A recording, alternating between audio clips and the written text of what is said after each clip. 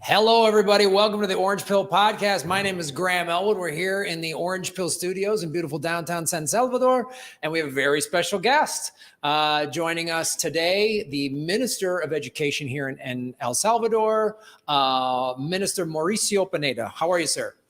Graham, how are you? I'm thrilled to be here sharing this very, very important topic for the educational system in El Salvador. So thank you for having me here. And we can start as a minute if do you want it? I appreciate that. And thank you to you and your staff for putting this all together. I know you're a very busy man. So first, I've been very impressed with what has happened in this country in such a short amount of time, and seeing, we're going to get into how, you're teaching Bitcoin in the schools and all that. But first, I just wanted to get to know you and want the audience to get to know you. How did you get involved in politics? Like, tell us your story. Well, I've was for more than 25 years an international civil servant.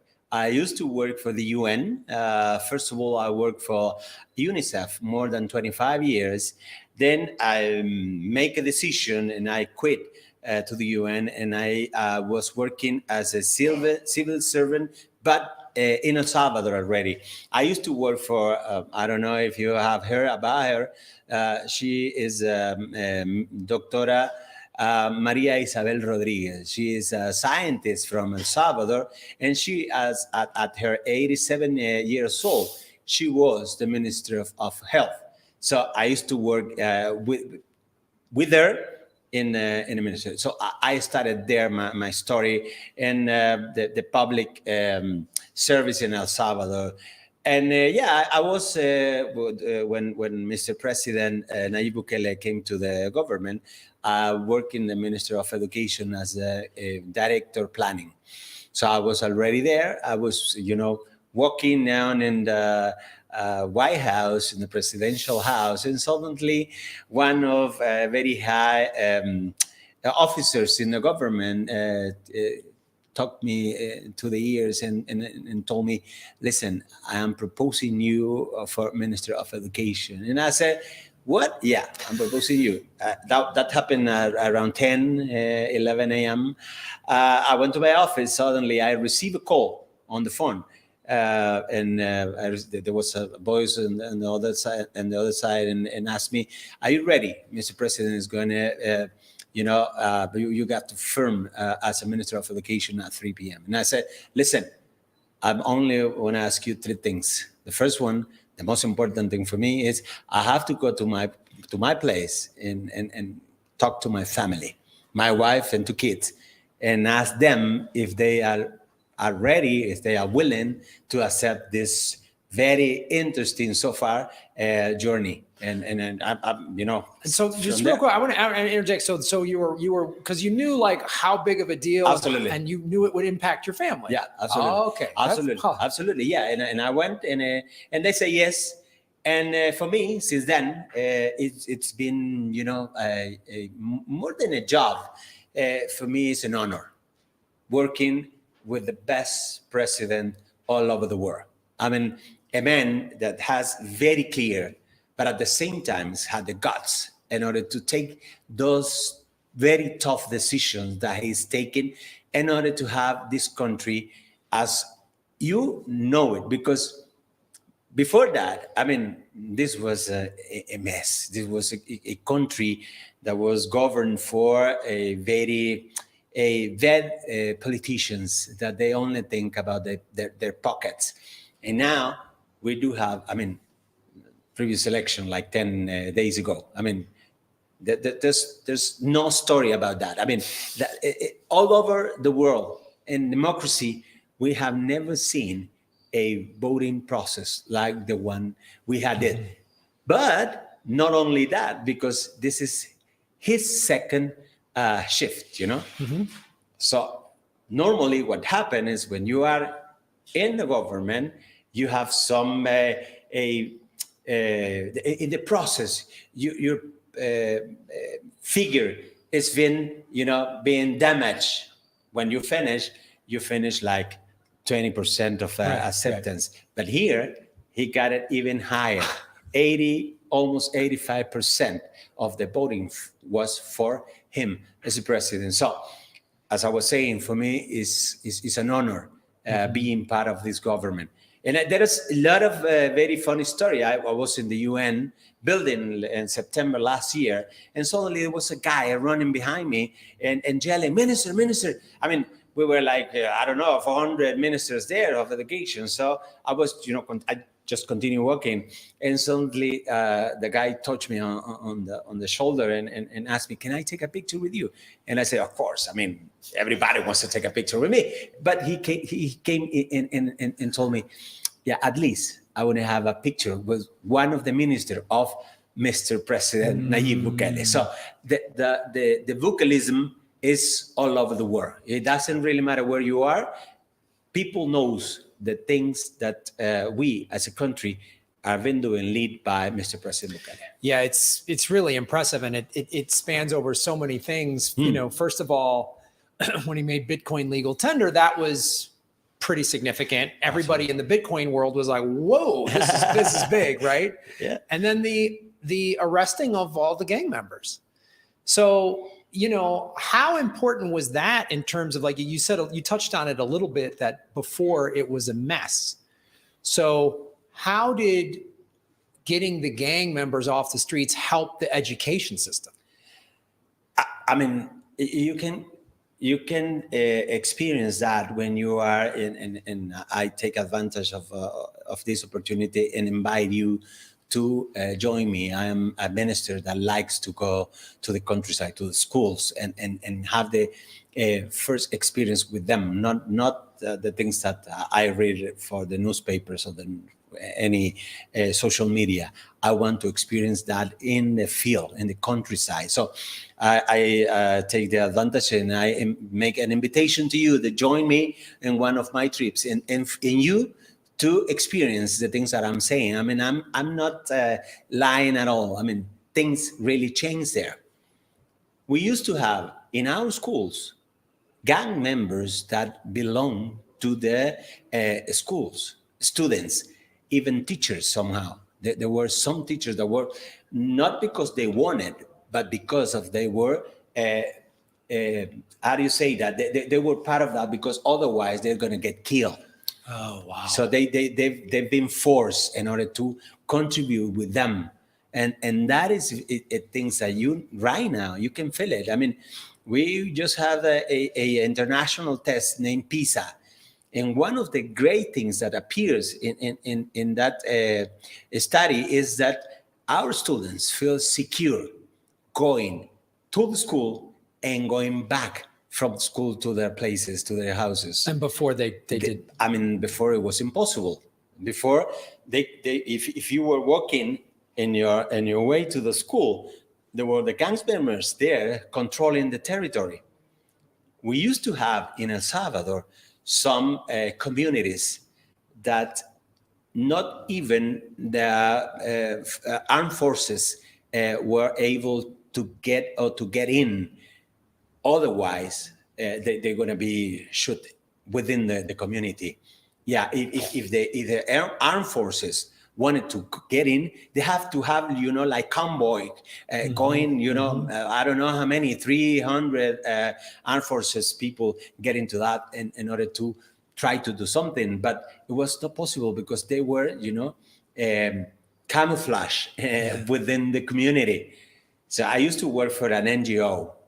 And for me to get into one of those communities, I have to call to the leaders on the community, and the leader had to talk with the leader of the gang members, and they allows you to get in the time, the type of vehicle that you have to use. For no reason you were able to use a white pickup truck, like for example, because those are the one that police forces uses to get in, right? So you for no reason you were able to do that. But also you have to have some signs, like for example, like the emergency lights on for them to know. And at the very entrance of the community, there were one of their members checking and texting that you were about to get in. And as soon as you got there, they were controlling everything. So that is the El Salvador that we have to live for more than 30 years until, and there was like a bunch of initiatives, but initiatives, not really a policy in order to, control the territory until we got President Bukele. He started at the very beginning to think on how he's going to deal with that cancer that we used to have in our society.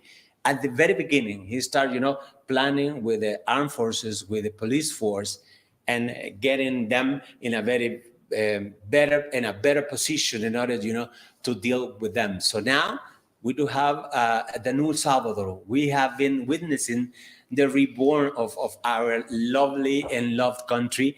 Salvadorans, we do love our country, and you can see it. Everybody aboard of our borders, they are thinking all the time on what is going to be the time to come back. Well, that's the thing I've noticed is the amount of pride that I've seen from El Salvadorians. And so I live in Los Angeles. Yep. And there's a lot of El Salvadorians. Absolutely. The second big city with Salvadorians all over the world. And, hearing I don't know, something on my face there. You do, yeah. I do. It's gone. This is now the third time I've come down here. And each time I've been on a plane full of El Salvadorians. Yeah. And they're like packed and excited to come down. Mm-hmm. This last time I came 4 days before the election, and everyone was like on the plane, ready to vote, get their thumb, get the ink on the thumb. Yeah. And then to also see the lines of El Salvadorians at embassies all over the United States and the world. That was amazing. And when I came here the first time, she's a tour guide, Sandy Waves, took me we went to Los Compañeros, one of those the neighborhoods that used to be very dangerous. And we were able to walk around. And she was telling me how dangerous this would have been. Like she would have been killed or something. Like it would have been awful. And she said something. She goes, I didn't used to be proud to be El Salvadorian. She goes, now I'm proud. Yeah.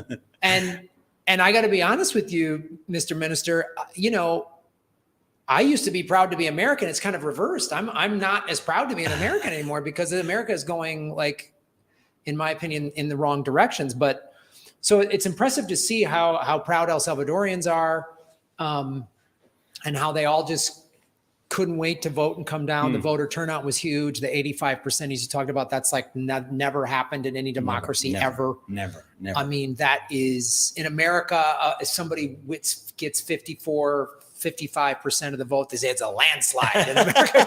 I'm like, come on, man. Yeah. So these numbers are really, really something else. I mean, as you were saying, there's no country, there's no situation like the one we lived past election in El Salvador. So we are so proud of that. And let me ask you this now. So Bukele made that policy. And well, first of all, I want to ask you, when did you first learn about Bitcoin? Because everyone has a time where they didn't know much about it. And then like I was that way. I didn't know anything about it. And then when did that happen? The first time that I heard about Bitcoin was when we're about the process to start to have a Bitcoin as a legal currency in El Salvador. Mm-hmm. I heard before about that cryptocurrency is a more global nomination about those things, but never about Bitcoin.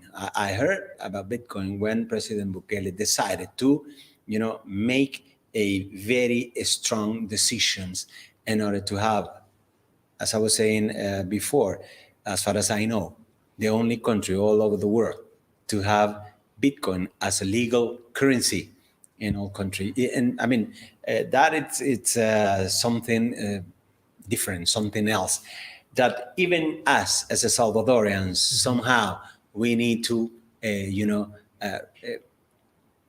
somehow to rethink about what is happening with the Bitcoin in our country. So And that is why it's really important to start teaching our students a very low age, a very low grade, in order for them to understand the advantage of that Bitcoin as a legal currency in our country. So let's get into that, because this is one thing that's amazing to me. I mean, we were talking before the show. Yep. It's great you're teaching kids. I mean, I think just in America, we weren't taught enough just about money in general. We're not taught like savings and investment. We're just not taught that. And I don't think in most countries are teaching their kids that. So this is, not only is it revolutionary that you're teaching kids about Bitcoin, but just educating children on Financial educations, absolutely. So Absolutely. how is that going? How are you guys doing it? And what is, now that, like, what policies and what are the programs and how is that working and how are you rolling that across the country? I think everything starts thanks to all the strategies and policies that are being led by the government of President Nayib Bukele, right? And since the adoption of the Bitcoin as a legal currency in our territory, our country has made, in my point of view, a quantum leap in economic, commercial, and tourism terms. Absolutely. And in terms of educations, the implementation of Bitcoin represents a great opportunity for growth and also for development in our youth students at the different ages. And that is also allowing us to promote the education of this very important cryptocurrency in the public education system. So I think Bitcoin allows person to person, we were discussing previous the show, right? Transactions without the need for intermediaries. It's you and me making a transaction, in allowing anyone, even students, to have access to a decentralized payment method, which is right now in our reality is something very new. We are not used to that. And that is why it's so important to teach our students. Because if you go to me or to my dad and you start talking about Bitcoin, they're going to get scared because we are used to have, a currency, a piece of paper or a coin in our hands. But when you are talking about Bitcoin, you have it everything on a device like a smart cell phone. And that is not normal. That is something that is not in our environment. In my mind, I started thinking the other day, what happened when someone back in time decided to start using the currency, the paper, the coin? Because previously it was, the trade. Yeah. The trade. I have cacao and I have a pound of cacao for a cow. Sure. Or a horse. Yeah, and that is the things that is happening now. The advantage is that now we are thinking on education at the same time as we are teaching them about this new currency, this new Bitcoin. So I think we as a country are very lucky to be one of the pioneers, the one and only pioneers on this area. So from my point of view, Bitcoin decentralized natures, because it has been created in that sense, is decentralized.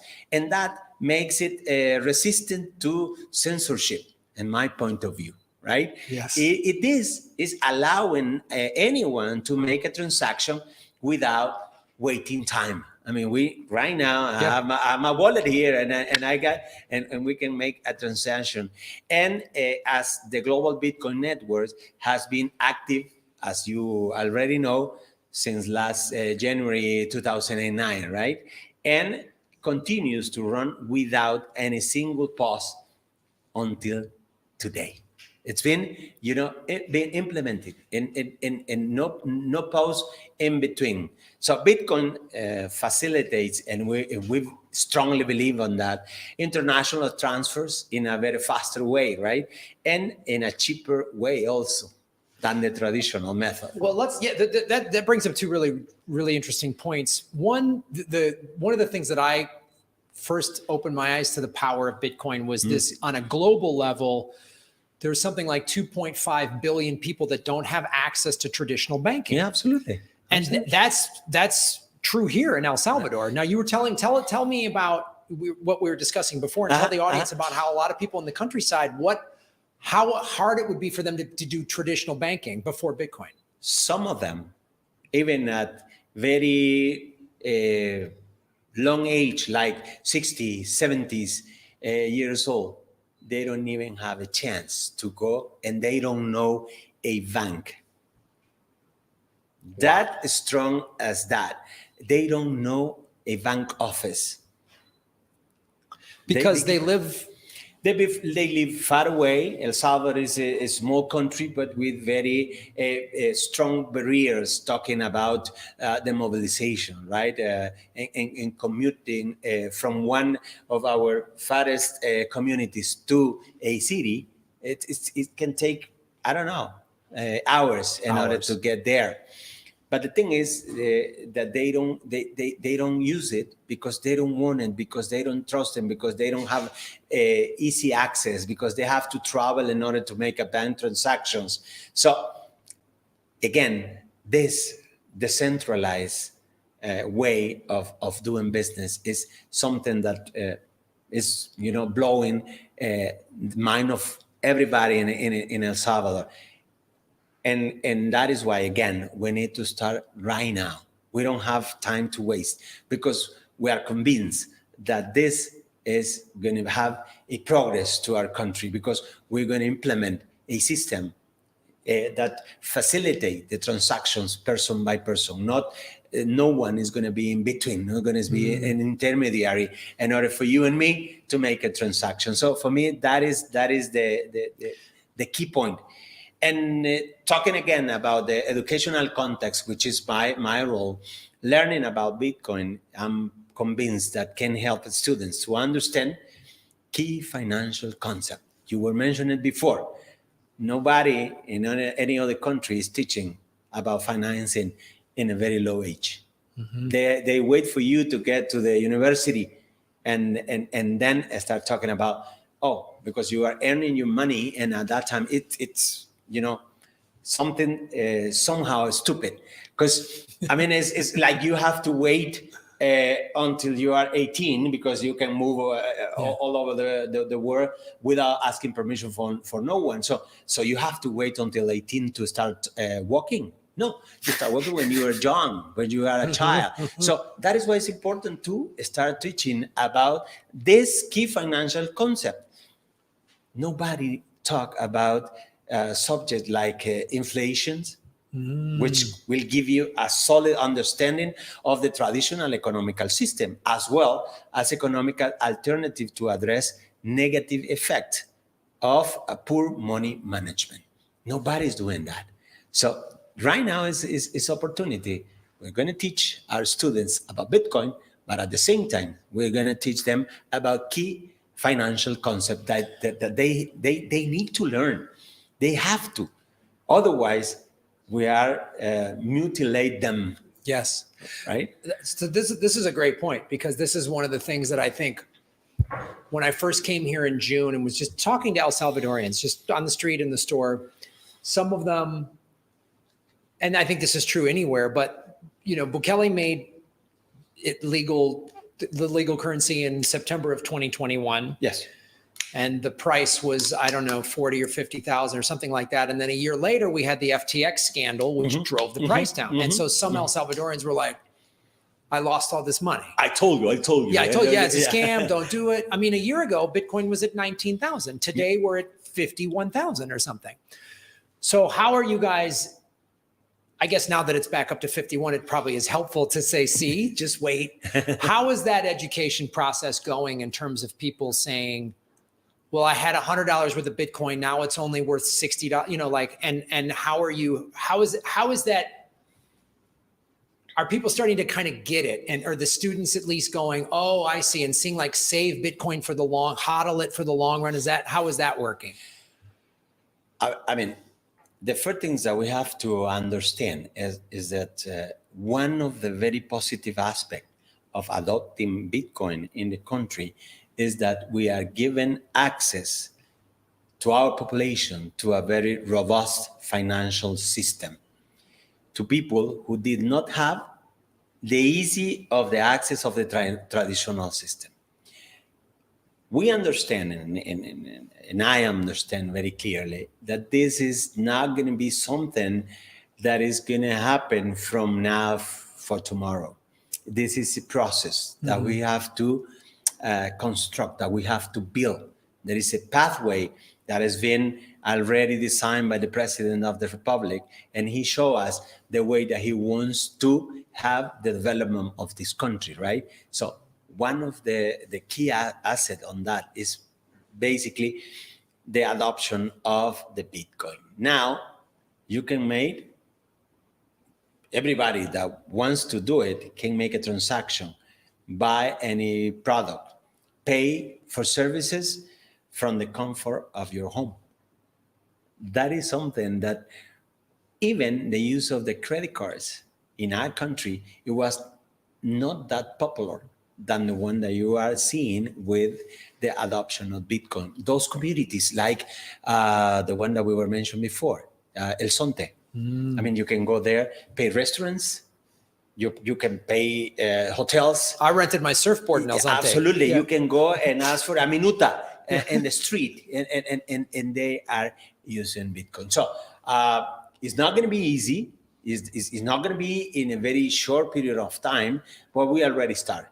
And we're going to continue with that because we are convinced that this opens a wide range of opportunities for our population. How much, so obviously it's smart starting young with the kids because 10, 20 years from now, you're going to have a whole population of young people who are completely knowledgeable about Bitcoin. They're going to be using it every day. It's not going to be this crazy thing, but obviously you've got to start.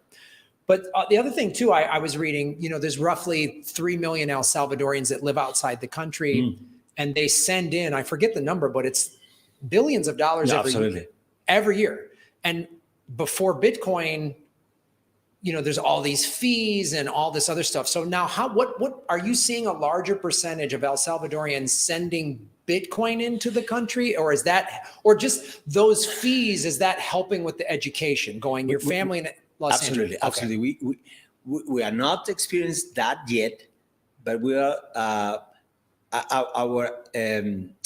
we are supposing that with the education of our students, they're the ones who are going to start asking for their relatives, their families that are living outside the country to start using it because it's cheaper, faster, and is a person-to-person transactions. We don't need to have no intermediate in between in order for them to start using it. So I'm pretty sure we're going to start using it as much as we want it, as soon as we continue with the teaching of our students at that age, starting from the very beginning, from the very first grades, and in order for them to start thinking about this new currency, which is the Bitcoin. So for me, Bitcoin education complements with the technology access that we already have. In the reform that we are performing right now, led by President Bukele, Mi Nueva Escuela, which implements as a Ministry of Education. So each student for early childhood can reach their high potential in renovated infrastructures. So everything have to be adequate. And since that is happening, we cannot wait no more in order to start teaching Bitcoin in our schools. We do have all the requirements. They do have computers, every single student, starting from kindergarten. They do have a tablet. Oh, wow. Every single one of them, 100% of our students in the public sector. That is why we are watching that more every day are, you know, moving from the private schools to the public schools, which is really good because we provide them for age years old. We gave them a tablet. Wow. From 4 years old grade to middle school, every single one. We are providing right now, starting February the 1st, installing internet quality. I mean, internet with the best quality in our schools. And what did they have before? No internet? Nothing. I mean, we do have 50% of our schools that we provide internet, but that is how do you say, the internet that you use at your home. That is the quality that we provide them, which means that if one is connected, the bandwidth is for you. But if I came into the schools and I got connected, your bandwidth, you have to share it with me. And as far as there are more people getting and joining the network, it's going to be shared. At the end of the day, you are not allowed to do anything over the internet because it's full. But now we are providing quality internet, which has a bandwidth for you, for me, for him, for everybody. Established is like half of megabytes per students that they are going to have access. Downloading and uploading, which is something very, very good for them. So we do have the tools right now. I don't know if you are watching the things that we have been doing on that matter, and it's incredible how our students are eager to learn. The other day, I was inaugurating in a school with one of our partner, which is Nation Bitcoin Nation. Node Nation. Yes, Pupusa G is one of our teachers there, and there were a couple of students, and they approached me and asked me, "Listen, are we going to start using Lightning?" And I didn't know how to answer. And I asked Pupusa, come here. They are asking me something that I don't know, because we are, creating nodes in every single school.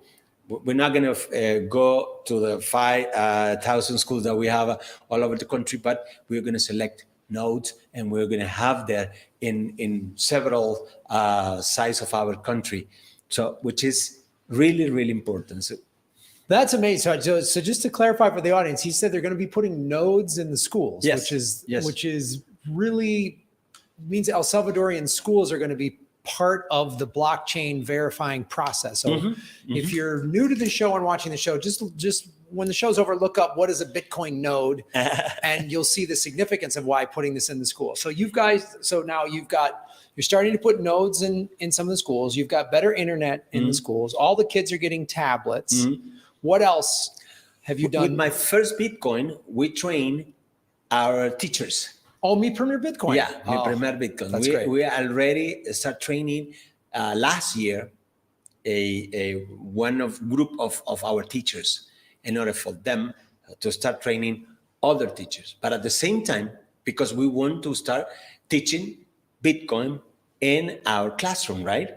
So they, 300 something teachers have been trained so far. We're going to continue with that, but they are going to, roll out the training to their colleagues at their schools. So we're, in that process, and we also start with our students too. We are promoting boot camps, and one of them is going to be related to Bitcoin. Specifically, our students, right now, we already start with one of our bootcamps, and that is related to programming languages and everything, security and cloud and all those stuff. But one of them is going to be Bitcoin, related everything about Bitcoin. For 2 weeks, one of our students, the one that they decided to participate all over the country, we do have. Right now, we have 11 different places where we are implementing that bootcamp. And right now, we're planning to expand that for the double at least. And then we're going to have a bootcamp basically related to Bitcoin.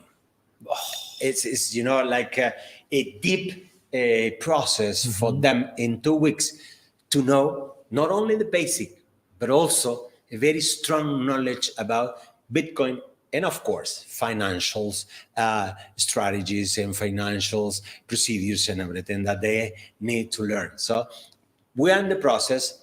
We are not where we wanted to be right now yet, but we are in the process already. And I'm pretty sure we're not going to stop. I mean, we're going to continue, as you know, the Bitcoin implementation, no pause, but we're going to continue in that rhythm and in the path that the country already designed for taking out our country when we founded and moving forward into the development process, right? So that's Leah. Let me ask you this now. So where do you and President Bukele, what is the long-term goal? And obviously you're implementing all of these things, which are very impressive, but how do you see the future of Bitcoin in El Salvador in the schools? Like what would you hope to see in like 5 years from now and 10 years from now? What would you like to see? A general knowledge about how Bitcoin works, about the advantage that Bitcoin provide in different that we already have the traditional system, because right now, as I was saying, our population still have some wrong ideas about using Bitcoin. It's very fragile. I mean, right now you have 10, tomorrow you're going to be 1. But at the same time, the next day of tomorrow, you're going to be 200, right? That thing, it have to be in our perception, in our minds. We have to be ready for that. And we have to learn how to adapt our economy of that fluctuation, which is normal. I mean, go and see what is happening right now in the US about, those financial districts that are being collapsed in the last month. So, but again,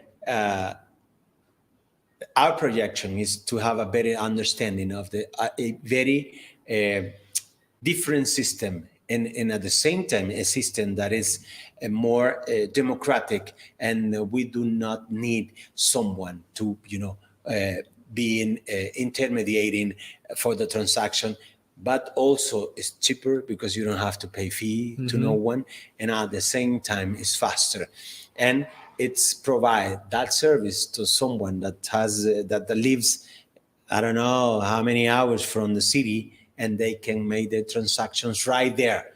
They as easy as to have one of these telephones, smart telephones, and start working. So for us, that is our objective, to have a more wide understanding, a more wide acceptability of something that is very good for our country development. And as I was saying, we already start. We're not going to stop. It's not going to be easy, but we're going to continue strongly teaching our students at schools in educational perspective. That's impressive. So what statistics can you sort of point to from, like, since you started this Bitcoin education program, and that are really giving you, like you said, there's a lot of work and it's not going to be easy, but where can you point to, like, oh, we've already seen this improvement statistically, or that improvement, or this region, or this, or we're starting to see big advancements? We already have some spots that are, very good at using Bitcoin, but I'm convinced that the future of El Salvador is on the path of progress and equal opportunities for all, not only for a group. That is a big difference using Bitcoin. And prioritizing the development of every citizens. Not only those that have access to a bank, they can open.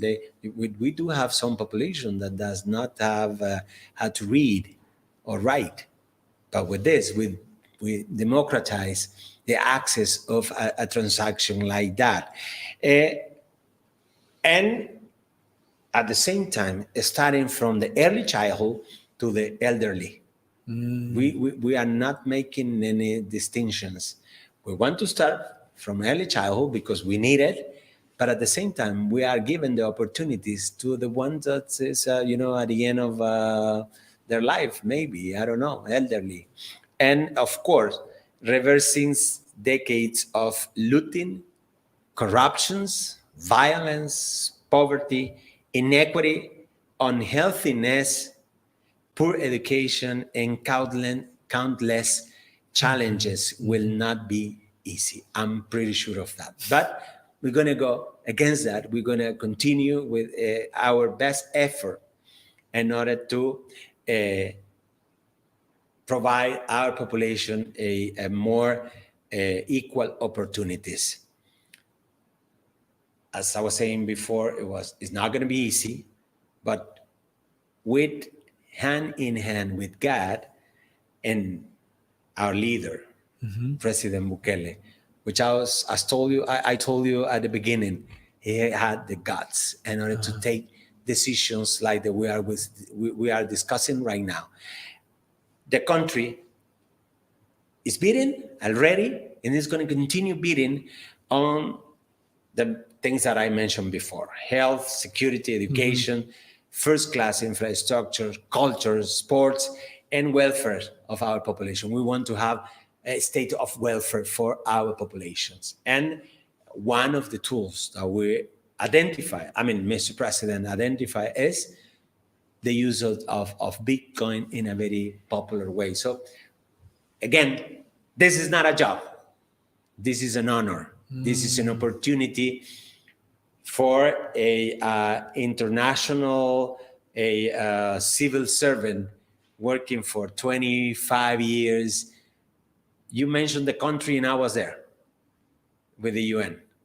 But now it's our time to work for our country, And for that purposes, I feel honored, and I feel so comfortable the things that we've been doing, led by President Bukele. That's great. I really appreciate that. Before we close up, I don't know, is there any questions you have for me or anything else you want to say? Or how come you decided to come and live to this beautiful country? That kept on my mind. That's a great question. First of all, everybody in the chat, aloha to my friend. We got a friend, somebody watching from Hawaii, my friend, comedian James Mane, Jimbo Main in the chat. Well, several things. I'm a Bitcoiner. Okay. And so I got into Bitcoin about 2019, really started following it in 2020 when the pandemic hit. I'm a stand-up comedian, and all my tour dates were canceled, so I had to start working online. And there's a platform. It's like a YouTube, but it's called Rockfin, and they pay the content creators in a cryptocurrency. Okay. And I had to learn about that. And I started learning about Bitcoin, and I watched Max and Stacy's show a lot. And so I started really following it. And so when I heard about this, President Bukele made Bitcoin legal tender, I went, oh man. I go, this is going to be the first domino to fall. I think this is going to start spreading probably around Latin America, but I don't know. And I started paying attention to all of these little like Bitcoin bubbles, kind of how El Zonte started. Before Bukele, it was Bitcoin Beach. Yep. And all of these little Bitcoin bubbles are starting kind of all over the world. And so I started paying attention, and I follow Max and Stacy and a bunch of other Bitcoiners on Twitter. Yeah, I want to say hello to Max and Stacy, that maybe they are tuned right now, and I don't know where, but hello, Max. Hello, Stacy. Hello, Max and Stacy. They're traveling. So, and I started to see there's a report came out about a year ago, last March or so, April, saying El Salvador is now the safest country in Latin America. It used to be the murder capital. I was like, what? Because I didn't pay that much attention. I paid a little bit of attention, but I didn't pay attention to when Bukele arrested all the gang members. I started going, wait, what? And I started following all of these people, some of them, these Bitcoiners who were down here saying, we're here, it's amazing. And then I started following Sandy Waves. And she goes, I'm a Bitcoin tour guide. I'm El Salvadorian. I want to show you my, and I was like, what? And I reached out to her and we spoke on the phone. And she started to tell me how, she goes, I've lived here my whole life. It's always been dangerous. And now it's not. She goes, you have no idea. And I was like, I'm coming down. I said, I've got to come down and see this for myself. So I came down in June and I met all these Bitcoiners. and I stayed in El Tunco, and I looked up because I'm a surfer. Yep. Very good waves, so very good surfing. And I think it was a surf competition right after I got here. I just missed, there was a surf competition. So I was like, wow, if pro surfers are coming here, they don't go where the waves are bad, right? Yeah, absolutely. And I met all these Bitcoiners. And I met, and I interviewed them. I'm trying to raise money for a documentary. I met Michael Peterson, and he told me the whole Bitcoin Beach story. And I had dinner with Max and Stacy. I'd had Max and Stacy on my YouTube show like 2 years prior. Okay. And they got me to see the difference between crypto and Bitcoin. Yeah. Stacy she's very particular on that, and she never talk about cryptocurrency. Talk about Bitcoin. Yes. And I saw how they, they opened up the Bitcoin office and started advising Bukele. And then when El Salvador passed the policy saying that Bitcoin was a commodity and altcoins were securities, I was like, well, that's a huge distinction. That's a big deal. And that's going to set a global precedent. Because every country now is trying to figure out what laws do we pass with regulation, especially America. And America might get it wrong, of course. But so I'm seeing all of the problems happening in America. And then I come down here and I saw hope. And October of 2022, I did a tour in Europe, 6 different countries, some countries I'd never been to before. And it was beautiful. And I went to some countries, we did some shows, and some people were, it was okay. But the hope that I've encountered in this country, from El Salvadorians in particular, and I would ask all of them, cab drivers on the street, I said, what do you think of Bukele? They said, oh, he's great. He's amazing. He's amazing. He's amazing. He's great. And I asked El Salvadorians in LA. Yeah. I go, what do you think? They're like, oh man, my family now is safe. And everyone said what he's doing is amazing. And when I came down here and I was like, I got to see this for myself because I'm a Bitcoiner. So I don't trust, I verify. Right? So I came down here to see it and I saw the proof of work. Okay. Yeah.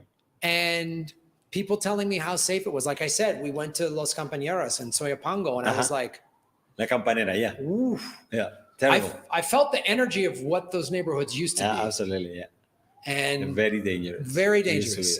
And now we're walking on the street. The police officer said, yeah, you're fine. And I was like, yeah, you can see children's, playing all over the place. Yeah, these children came up and wanted to talk to us, and I was like, oh, hey, he had like an American baseball shirt. And I speak, my Spanish is getting better. I'm studying. Yo estudiar español. And I said, tu gusto baseball americano? And he's like, yeah, see. And I was like, oh, my team was the Chicago Cubs. And we started, and my Sandy Waves goes, that you wouldn't have, the kid wouldn't be on the street before.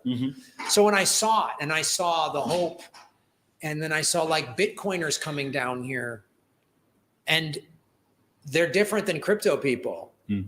The crypto people, a lot of them, some, not all, but a lot of them seem like they just want to make money and buy Lamborghinis. Yeah. The Bitcoin people, not that they don't want to make money, but they were wanting here to help. Yeah. That's a huge difference. Yeah.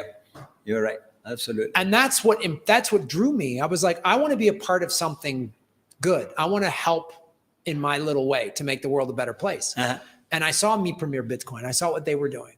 I saw all these projects. I went to Isla Piraya.